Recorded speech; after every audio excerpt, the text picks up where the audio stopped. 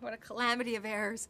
I finished Lost, and I had every intention of retiring into a quiet life of motherhood and writing, and I had set it up. I was like set up. Everything was going according to plan. It was all tickety-boo. And then I was laid up in bed after my labor, and I got a call from Peter Jackson's team saying, we've been trying to get a hold of you for weeks through my agent, and I wasn't taking any calls, so they couldn't get a hold of me. They got a hold of me through my partner, who happened to be friends with a guy who worked on the movie, and they finally got through to me and said, we want you to play this role.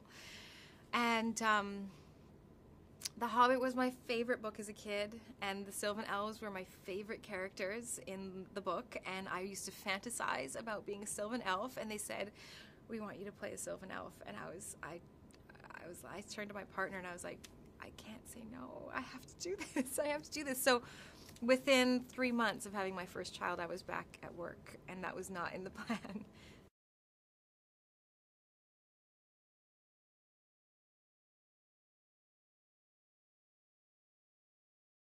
It sort of feels like this magical thing that happened, because also the sort of end result of this is that I had such a good time making this film.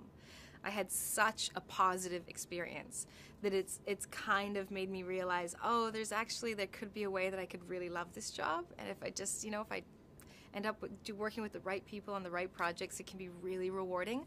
So it's really set me on a totally different course, and God bless Peter for that.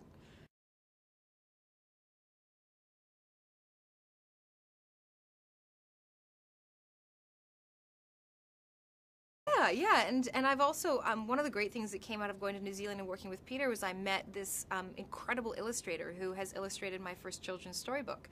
And I'm in negotiations with publishers right now and hoping that might end up on shelves in April. And that's my dream. Like, that's my life goal, is to be a writer. So if I become a published writer through this film, I mean, it's been a great 2 years.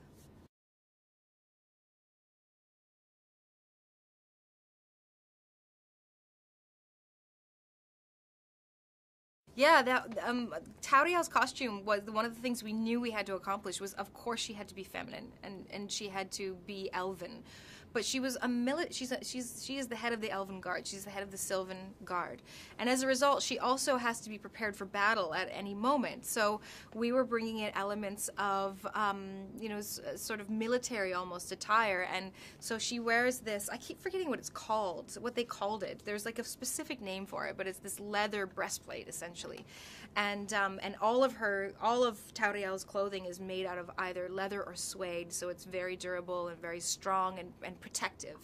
And she has these gauntlets that she wears that are also protective. And actually, when I went into battle for real, I mean, when we were doing the stunts, my protective clothing was helpful because it actually protected me. And there were moments when I'd think, oh, if I didn't have this on, I'd be in a lot more pain right now.